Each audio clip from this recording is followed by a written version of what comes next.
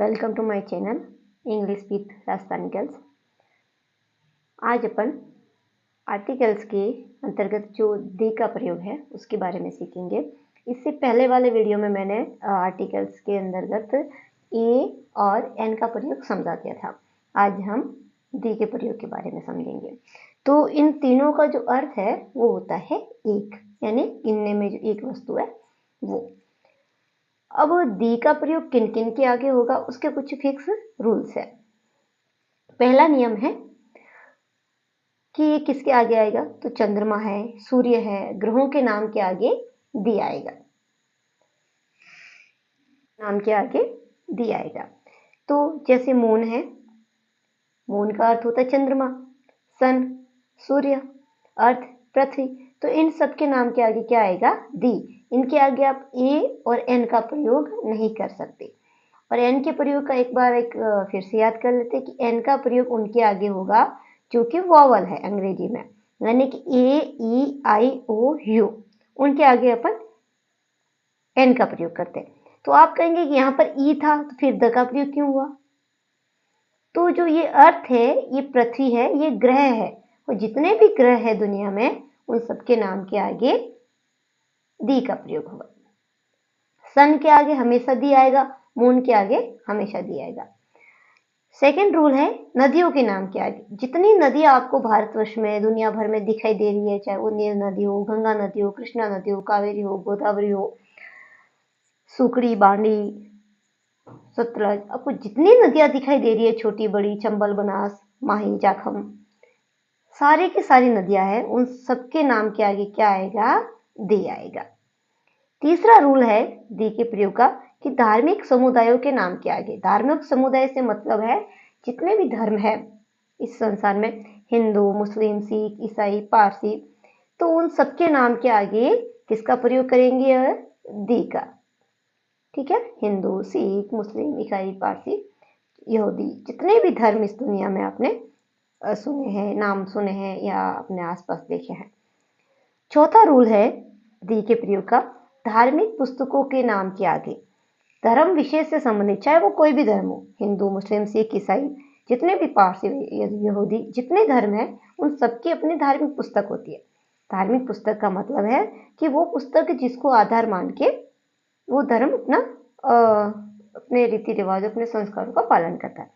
जैसे रामायण है, गीता है, महाभारत है, तो इनके आगे किनका प्रयोग होगा, दी का, क्योंकि ये धार्मिक पुस्तकें हैं।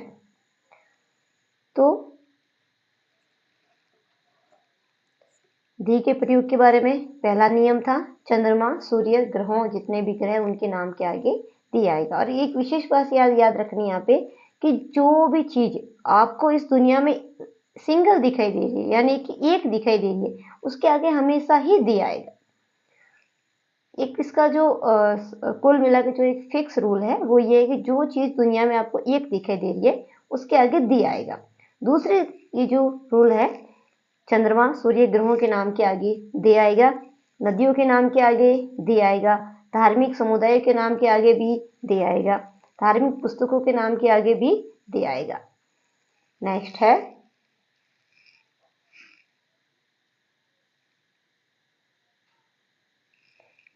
अपने पास में नया नेक्स्ट रूल है दे के प्रयोग का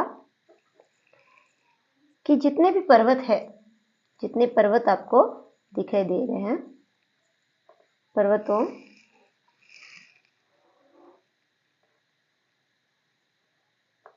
के नाम के आगे,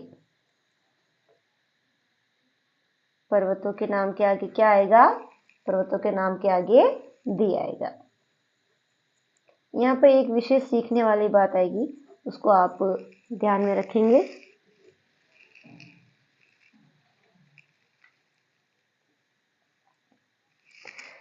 जितने भी पर्वत है दुनिया में, जैसे हिमालय, एक नाम लिखा हुआ आ गया आपके पास,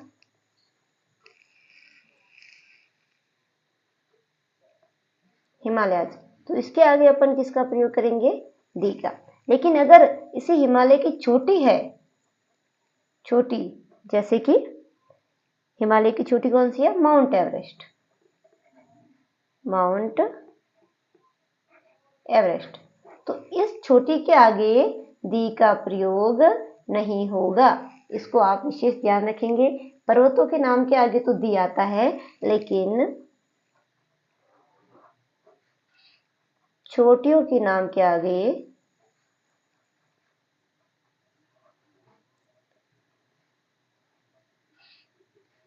दी नहीं आएगा।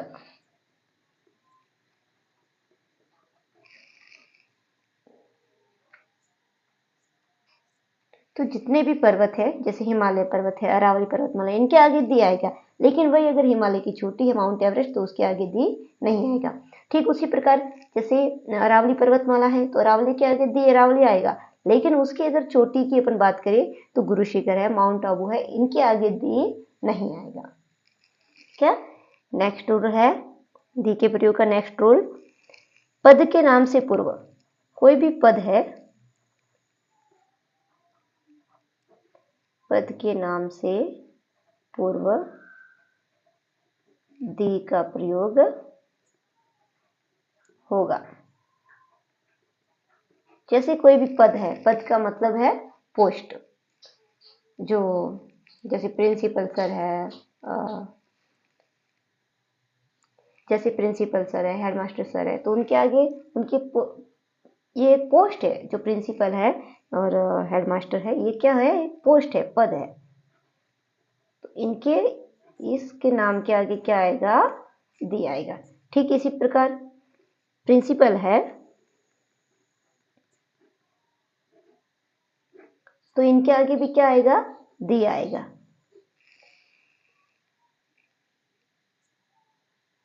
तो जितने भी पद है, द कलेक्टर है, प्राइम मिनिस्टर है, चीफ मिनिस्टर मतलब मुख्यमंत्री है, प्रधानमंत्री है, जितने भी पद आपको दिखाई दे रहे हैं, उन सब के आगे क्या आएगा, दी आएगा। नेक्स्ट रूल है,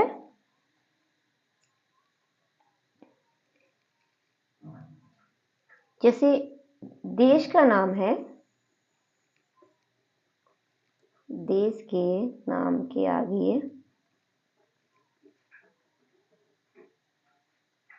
दी का प्रयोग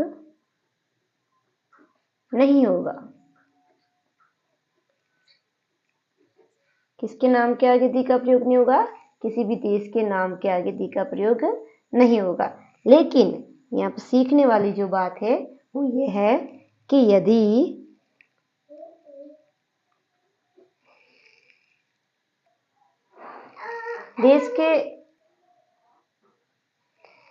देश के नाम के आगे दी का प्रयोग नहीं होगा, लेकिन यदि उसी देश के, जैसे कोई देश है, देश को बोलते हैं कंट्री, COUNTRY,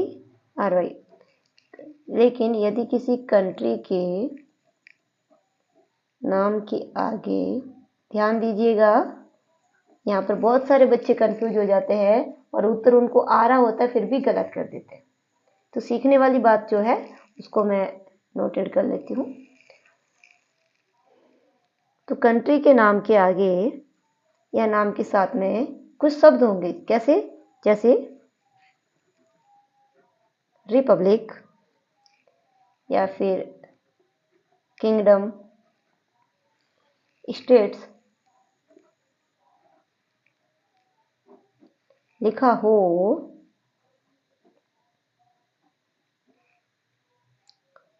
तो वहां पर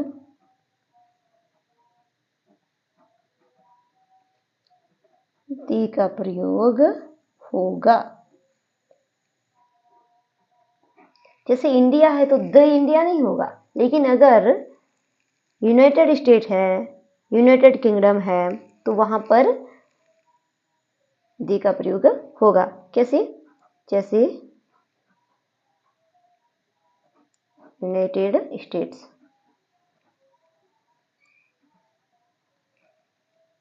यूनाइटेड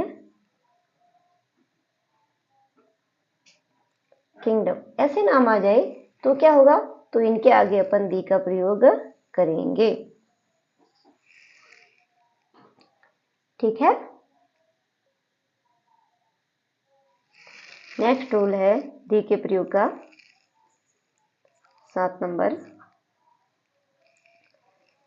कोई भी दिशा है,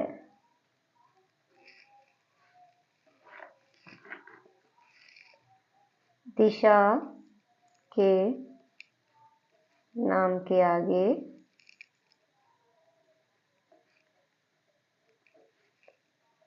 दी का प्रयोग होगा। जैसे चारों दिशाएं हैं,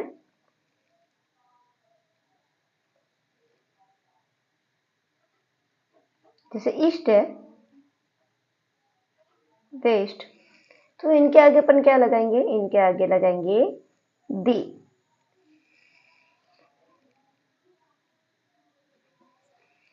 जैसे एक लाइन है, ध्यान से देखिएगा, ते सन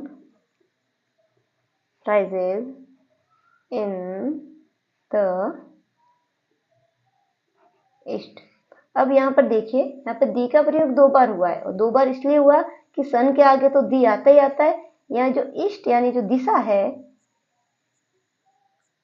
उसके आगे भी दी का प्रयोग हुआ। तो ये दी के प्रयोग के कुछ नियम थे, मैंने आपको बता दिया। तो इनको एक बार थोड़ा रिपीट करने की या सीखने की कोशिश कीजिएगा। नेक्स्ट अपना पार्ट है टेंस, TENSE। टेंस, इसका अर्थ होता है काल या समय। अब समय को हम मोटे रूप से 3 भागों में बांट सकते हैं। कितने भागों में बांटा जा सकता है समय? 3 भागों में।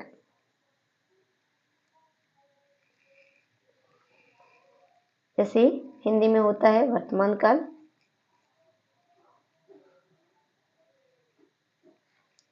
भूतकाल और भविष्य काल।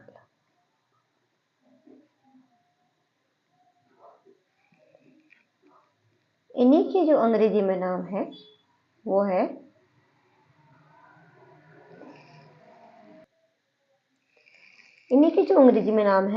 Present tense.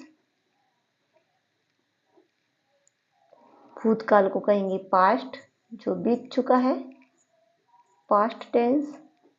और भविष्य काल को कहेंगे फ्यूचर, फ्यूचर टेंस, फ्यूचर जो आने वाला है। ये वर्तमान काल क्या होता है? जो अभी चल रहा है, जो अभी चल रहा है। तो जो अभी चल रहा है उसको क्या कहेंगे? वर्तमान काल। भूतकाल, जो समय बीत चुका है, जो समय बीत चुका है, जो समय बीत चुका है वो क्या है? वो भूतकाल है। तो भविष्य काल किसे कहेंगे? जो समय आने वाला है, जो समय आने वाला है। तो ये समय यानी काल के 3 रूप होते हैं। पहला वर्तमान काल, दूसरा भूतकाल, तीसरा भविष्य काल। वर्तमान काल को अंग्रेजी में क्या कहेंगे? Present tense. भूतकाल को पास्ट टेंस और भविष्य काल को फ्यूचर टेंस। प्रेजेंट यानी वर्तमान का मतलब है जो समय अभी चल रहा है, यानी आज, अभी, इस समय, जिस समय, जैसे आप अभी पढ़ रहे हो, अभी आप ये वीडियो देख रहे हो, तो ये वर्तमान काल यानी प्रेजेंट है। जो समय बीत चुका, यानी कि ये पढ़ाई करने से पहले या ये वीडियो देखने से पहले आपने मान लो खाना खाया होगा या कहीं बाहर घूमने गए होंगे, तो वो आपके भूतकाल का काम हो गया, यानी वो आपका कौन सा काम था? पास्ट का। जैसे आपने कल आप स्कूल गए थे या परसों आप कहीं दूसरी जगह घूमने गए थे, तो वो पास्ट की एक्टिविटी है। अब फ्यूचर जो आएगा, जो अपनी अगली प्लानिंग होती है कि हम 1 महीने के बाद वहाँ घूमने जाएंगे, हम दीपावली पे मामा जी के घर पे जाएंगे। तो ऐसी जो आपकी योजनाएं हैं, आपकी जो कार्य है, वो किसके अंदर गिने जाएंगे? वो गिने जाएंगे फ्यूचर टेंस में, यानी कि भविष्य काल में। अब जो वर्तमान काल है, जो प्रेजेंट टेंस है,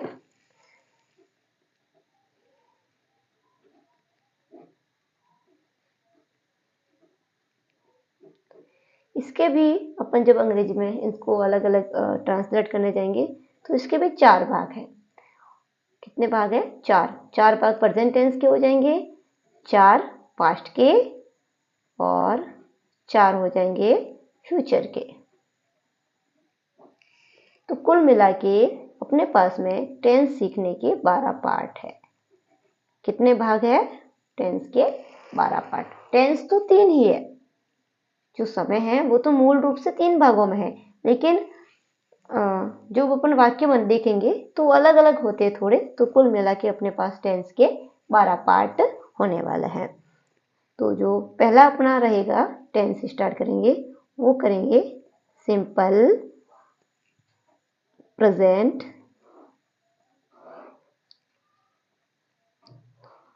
टेंस। कौन सा टेंस से स्टार्ट करेंगे? Simple present tense. तो इससे आगे हम टेंस शुरू करने जा रहे हैं। आज जो दी का प्रयोग मैंने आपको समझाया है उसको अच्छे से याद कर लेना, क्योंकि कई बार ए और एन का प्रयोग तो आसानी से बच्चे सीख जाते हैं, लेकिन दी के प्रयोग में छोटी मोटी गलतियां हो जाती है। तो एक बार देख लीजिएगा, आपका जो आर्टिकल वाला भाग है उसके अंदर भविष्य में कोई भी गलती नहीं होगी अगर आपने आर्टिकल वाले भाग को अच्छे से देख लिया है तो। खैर, बताइएगा वीडियो कैसा लगा, और इस समय जो है अलग अलग वर्तमान काल, भूतकाल, भविष्य काल, इनको आप एक बार थोड़ा समझ लीजिए कि कौन सा समय क्या कहलाएगा। जो भी चल रहा है वो प्रेजेंट है, जो बीत चुका है वो पास्ट है, और जो आने वाला है वो फ्यूचर है। तो आज के लिए इतना ही। नेक्स्ट पार्ट आपको टेंस शुरू करेंगे उसमें मिलेगा, और टेंस के आपके 12 पार्ट रहने वाला है, यानी 12 भाग रहने वाला है। तो हमारे साथ बने रहिए। हम इंग्लिश ग्रामर का जो बेसिक है, जो जड़ है, जो इसकी छोटी छोटी चीज़ें हैं उनको सीखने की कोशिश कर रहे हैं। थोड़ा वक्त लगेगा, लेकिन आप आराम से अंग्रेजी ग्रामर है वो सीख जाएंगे। तो हमारे साथ बने रहिए और चैनल को सब्सक्राइब कर लेना ताकि सारी वीडियो आप तक पहुंच जाए। Bye bye.